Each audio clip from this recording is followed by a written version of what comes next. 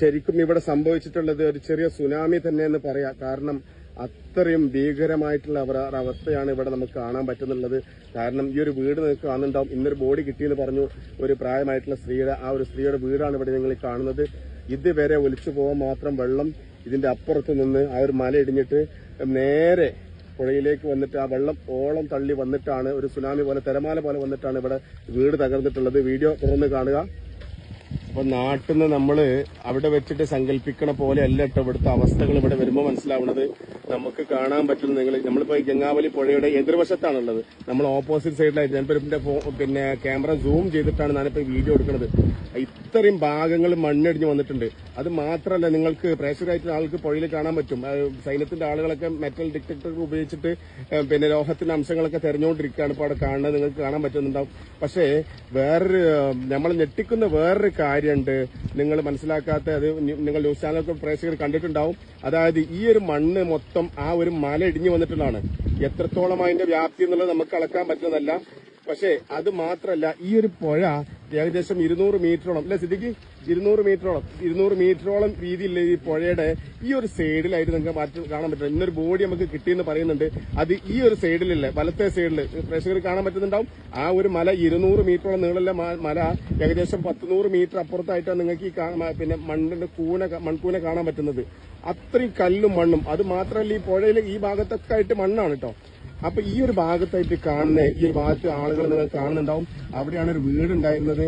അവിടെ ഈ ഒരു വീട്ടിലൊരു അമ്മൂമ്മയാണ്. അതായത് ബാക്കി 6 പേരുണ്ടായാലും ബാക്കി 5 പേര് ജോലിക്ക് പോയതുകൊണ്ട് അവിടേക്ക് ഒരുപാട് ആളുകൾ നമുക്ക് ഇരിക്കുന്നത് കാണാൻ പറ്റും. ഈ ഒരു വീട് ഇതൊരു മലന്റെ ചെരുവ് തന്നെയാണ്. പക്ഷെ നിങ്ങൾ ആ പിന്നെ വെള്ളം അതൊരു സുനാമി പോലെ, അതായത് ആ മല ഇടിഞ്ഞ് വീഴുന്ന സമയത്ത് ഒരു സുനാമി പോലെ വന്നിട്ട് ഈ ഒരു വീട് നാമാവിശേഷം എന്നൊക്കെ പറയുന്നില്ലേ, തറ മാത്രമേ ബാക്കിയുള്ളൂ. കാണാൻ പറ്റുന്നുണ്ടാവും. ഇതിന്റെ വ്യാപ്തി നിങ്ങൾക്ക് പിന്നെ വീഡിയോ ദൃശ്യങ്ങൾ എത്രത്തോളം സങ്കല്പിക്കാൻ പറ്റും, ഊഹിക്കാൻ പറ്റുമെന്ന് എനിക്കറിയില്ല. അതായത് ഈ ഒരു റെയിൽവേ പാലമാണ് അതിനെ കാണുന്നത്. അതിന്റെ തൊട്ട് മുന്നേ ആയിട്ട് ഈ ഭാഗങ്ങളൊക്കെ മഴവെള്ളം ഒലിച്ച്, അതായത് ഈ ഒരു പുഴ തേളി വരാന്ന് പറയില്ലേ, നമ്മളൊരു കുളത്തിൽ വലിയൊരു കല്ലിട്ട അവസ്ഥ, ആ വെള്ളത്തിന് അതേ അവസ്ഥയിൽ ഇത്രയും തോന, അതായത് 100-200 മീറ്ററോളം കരയിലേക്ക് അടിച്ചു കയറിയിട്ടുണ്ട്. ആ ഒരു സമയത്താണ് ഈ ഒരു ഭാഗങ്ങളൊക്കെ പോയിട്ടുള്ളത്. ഇവിടൊക്കെ വീടുകൾ ഉണ്ടായിരുന്ന ആ ഒരു വീടിന്റെ ചെറിയ ഭാഗങ്ങളൊക്കെ പോയത് കാണുന്നുണ്ട് അവിടെ. അപ്പോ ഇത് ഈ മരക്കുറ്റികളൊക്കെ കാണുന്നുണ്ടാവും നിങ്ങൾക്ക് വഴിയില്ലേ. ആ ഒരു മല ഇതിന്റെ ഇടത് സൈഡിൽ കാണുന്ന ഈ ഭാഗങ്ങളൊക്കെ പലവട്ടായിട്ട് ഇടിച്ചതാണ്, റോഡിന് വഴി ഇടിച്ചതാണ് കേട്ടോ, ചെരിച്ചിട്ടാണ് ഇടിച്ചിട്ടുള്ളതൊക്കെ. പക്ഷെ ആ ഒരു ടവർ കാണുന്നുണ്ടാവും നിങ്ങൾക്ക് അവിടെ, ആ ഒരു ടവർ കാണുന്ന ഭാഗത്ത്. അപ്പൊ ഞാൻ എന്റെ ഒരു പിന്നെ എല്ലാവരും പിന്നെ എന്താ പറയാ അനുമാനിക്കുകയാണ് ചെയ്യണത്. അതുപോലെ തന്നെ ഞാനും പറയാൻ കാരണം എന്താ വെച്ചാല് ആ ഒരു അത്രയും ഫോഴ്സിൽ വരുന്ന സമയത്ത് നമ്മളെ അർജുന്റെ പിന്നെ വാഹനം എന്താ പറയാ ഈ ഒരു പുഴയിലേക്ക് ചാടിയിട്ടുണ്ടാവും. നേവിന്റെ ആളുകളൊക്കെ അവിടെ നിങ്ങൾക്ക് കാണാൻ പറ്റുന്നുണ്ടാവും. അപ്പോൾ നമ്മൾ എന്തെങ്കിലും പറയല്ലേ, പ്രേക്ഷകരായിട്ട് ആളുകൾ തെറ്റിദ്ധരിക്കരുത്. പക്ഷെ അതിന്റെ വ്യാപ്തിയാണ് നമ്മളിപ്പോൾ നിങ്ങളെ കാണിച്ചുകൊണ്ടിരിക്കുന്നത്. ഞാനിപ്പം ഈ ഒരു നദി ഞാൻ പറഞ്ഞല്ലോ 200 മീറ്ററോളം വീതിയുള്ള ഈ ഒരു നദിക്ക് കുറുകെയായിട്ട് ഈ പിന്നെ അത്രത്തോളം ആ ഒരു മല ഇടിഞ്ഞ് വന്നിട്ട് മണ്ണ് ഇത്രത്തോളം ഇതിൽ വരുന്ന വെള്ളം നല്ല ഫോഴ്സിൽ വരാനാണ് സാധ്യത. ആ ഒരു സമയത്ത് നമ്മളെ സങ്കല്പത്തിനർത്ഥം അത്രയും വെയിറ്റിൽ 30-40 ടണ്ണുള്ള ലോറി ആണെങ്കിലും കൂടിയിട്ട് ഇത്രയും വലിയ പാറക്കെട്ടുകളും മരങ്ങളൊക്കെ ഇങ്ങോട്ട് ഇത്രയും ദൂരം, അതായത് ആ നിൽക്കുന്നത് നിങ്ങൾ കാണുന്നുണ്ടാവും, ഒരു 10-50 മീറ്റർ ഇപ്പുറത്തായിട്ടാണ് മണ്ണ് നിൽക്കുന്നത്. അതായത് പിന്നെ പുഴന്റെ സൈഡിലായിട്ടല്ല മണ്ണ്, ആ ഒരു അരികിലല്ല പിന്നെ മണ്ണ് ചാടിയിട്ടുള്ളത്. അത്രത്തോളം ഫോഴ്സിൽ വന്നിട്ടുണ്ടെങ്കിൽ ഒരു പക്ഷേ ആ ലോറി പുഴയിലേക്ക് ചാടാനാണ് സാധ്യത. നമ്മൾ ഈ കാണുന്ന നമ്മൾ അനുമാനിക്കുകയാണ്. കാരണം നിങ്ങൾക്ക് ഇപ്പം ഈ ഒരു അത്രത്തോളം വലിയ മല ഇടിഞ്ഞു വരുമ്പോൾ ആ ലോറിക്ക് നമ്മൾ വെയിറ്റ്, ഞാൻ പറഞ്ഞില്ല പല ആളുകളും അത്രയും വെയിറ്റ് കാര്യങ്ങളുള്ള ലോറി അങ്ങോട്ട് പോയി ഇനി വല്ല മിറാക്കിളും സംഭവിക്കുമെന്നൊക്കെ പറയുന്നുണ്ട്. പക്ഷെ നമ്മൾ ഒന്നും പറയല്ല. പക്ഷെ ഇത്രത്തോളം അതിന്റെ വ്യാപ്തിയുണ്ട്. ഇന്ന് ഇവിടെ മരണപ്പെട്ടിട്ടുള്ള ഈ ഒരു വീട്ടിലെ ആളാണ് മരണപ്പെട്ടിട്ടുള്ളത്. ഈ ഒരു വീട് പൂർണ്ണമായിട്ട് നാമാവശേഷമായിട്ടുണ്ട്. അപ്പൊ അത്രത്തോളം ഫോഴ്സിൽ മണ്ണും മരങ്ങളും അതുപോലെ തന്നെ ഈ കല്ലുകളൊക്കെ പാറക്കല്ലുകൾ ഈ നിങ്ങൾ കാണാൻ പറ്റുന്നുണ്ടാവും. ഈ പാറക്കല്ലുകൾ ഇത് ഇവിടെ അല്ല, പാറക്കല്ലല്ല കേട്ടോ, അതായത് ഈ പുഴയുടെ പ്രേക്ഷകർ ശ്രദ്ധിക്കണം, ഈ പുഴയുടെ കെട്ടാണ്. ഈ പുഴയുടെ സൈഡിൽ കെട്ടിയിട്ടില്ലേ കെട്ട് കല്ലുകളാണ് നേരെ അപ്പുറത്തേക്ക്. അപ്പൊ എത്രത്തോളം ഫോഴ്സിൽ, ഞാൻ അതിന്റെ ഫോഴ്സ് കണക്കാക്കാൻ വേണ്ടിയിട്ടാണ് പറഞ്ഞത്, അത്രത്തോളം ഫോഴ്സിൽ നിങ്ങൾ മണ്ണ് വെള്ളം അങ്ങോട്ട് അടിച്ച് കയറിയിട്ടുണ്ട് ഈ കല്ലുകളൊക്കെ. ഈ പത്രത്തെ പൂര ഇതർ തന്നെ ഭായി, इधर ये पत्थर पूरा इधर था ना? हाँ इधर था.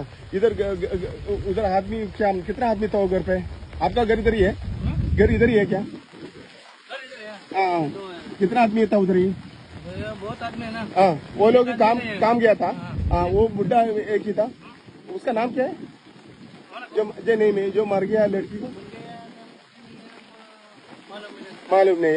ഇവൻ അറിയില്ല. അദ്ദേഹം ഇത് आपका गाँव इधर ही है ना?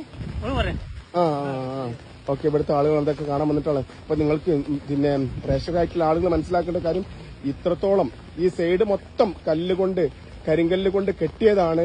ആ കരിങ്കല്ല് മൊത്തം പിന്നെ സൈഡിലേക്ക് തെറിച്ച് മാറിയിട്ടുണ്ട്.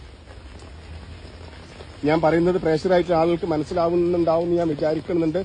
ഇത് നിങ്ങൾ വീഡിയോ കാണാതെ പോകരുത്. കാരണം നമ്മൾ അവിടെ നിന്ന് മണ്ണ് മാന്ത്രതും അല്ലെങ്കിൽ മറ്റുള്ളവരൊക്കെ നമ്മൾ നാട്ടിൽ നിൽക്കുമ്പോൾ കുറ്റം പറയുന്നുണ്ട്. എങ്കിലും കൂടി നമ്മൾ കേരളക്കാരാണ്, കേരളത്തിലായെന്നെങ്കിലൊക്കെ പറയുന്നുണ്ട്. പക്ഷെ എങ്കിലും കൂടിയിട്ട് അനായാസം സംഭവിച്ചിട്ടില്ല എന്നല്ല പറഞ്ഞത്. ഇത്രയും ദ്രുതഗതിയിൽ ഈ ഒരു പണി എടുക്കുന്ന ജോലി തുടർച്ച അന്ന് തന്നെ എടുത്തിരുന്നെങ്കിൽ എന്നുള്ളത് നമുക്ക് അങ്ങനെ സങ്കല്പിക്കാം. പക്ഷേ വളരെ എന്താ പറയാ, നമുക്ക് സങ്കല്പിക്കാൻ പറ്റാത്ത ഒരു ഉരുൾപൊട്ടൽ എന്ന് തന്നെ പറയാം ഇവിടെ സംഭവിച്ചിട്ടുള്ളത്. നല്ല കടുത്ത എന്താ പറയാ പ്രതികൂലമായ കാലാവസ്ഥയാണ്. എങ്കിലും കൂടിയിട്ട് അവരുള്ള വാഹനം വെച്ചിട്ടൊക്കെ പിന്നെ ആളുകളിപ്പോൾ തെരഞ്ഞുകൊണ്ടിരിക്കുകയാണ്. അപ്പൊ എവിടെയാണ് വാഹനമുള്ളത്? ഈ പുഴയിലാണോ? പല സങ്കല്പങ്ങളാണ് പറയുന്നത്. പുഴയിലേക്ക് ചാടിയിട്ടുണ്ടെങ്കിൽ ഒരു പക്ഷേ കുത്തൊഴുക്കിൽ ലോറി ഒലിച്ചു പോകാൻ സാധ്യതയുണ്ട്. പിന്നെ നല്ല ഒഴുക്കുണ്ട്. ഏകദേശം 10 മീറ്ററോളം ആഴം എന്നൊക്കെയാണ് ഇവിടുത്തെ പറയുന്നത്. ഒരു ലൈന് കാണാൻ പറ്റണം നിങ്ങൾക്ക് അല്ലേ?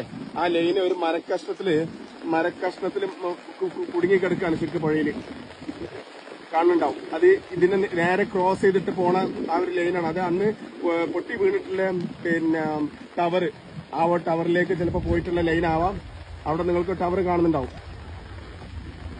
അപ്പം ഇന്നും തെരച്ചിൽ നടന്നുകൊണ്ടിരിക്കുകയാണ്. ഈ കിടക്കുന്നതൊക്കെ ആസ്പിറ്റാസിന്റെതാണ് കേട്ടോ. പല വീടുകളുടെ ആയിരിക്കാം. അതുപോലെ തന്നെ ഇവിടെയൊക്കെ നിങ്ങൾക്ക് കാണാൻ പറ്റുന്നുണ്ടാവും ആസ്പിറ്റാസിന്റെ ഓരോ കഷ്ണങ്ങൾ. ഷീറ്റിട്ട വീടായിരിക്കണം ആ വീട്. അതുപോലെ തന്നെ മരങ്ങള്, മുളം കുറ്റികള്, മരത്തിന്റെ കുറ്റികള്, ഇതെല്ലാം അവിടെ നിന്ന് ഇങ്ങോട്ട് പിന്നെ ഒരു പക്ഷേ ഈ മരങ്ങളൊക്കെ അതിന്റെ മുകളിൽ, ആ ഒരു മലക്ക് മുകളിലുള്ള മരങ്ങളായിരിക്കാം, അല്ലെങ്കിൽ ഇവിടെയുള്ള മരങ്ങളായിരിക്കാം. എങ്കിൽ ഞാൻ പറഞ്ഞല്ലോ, ഇത്രത്തോളം കല്ലും മണ്ണും ഇങ്ങോട്ട് മാറിയിട്ടുണ്ടെങ്കിൽ എന്തൊക്കെ സംഭവിച്ചിട്ടുണ്ടെന്നത് ദൈവത്തിനല്ലാതെ പറയാൻ പറ്റാത്തൊരു കാര്യമാണ്. അത്രയും വലിയ ഫോഴ്സിലായിരിക്കും ഇത് സംഭവിച്ചിട്ടുണ്ടാവുക.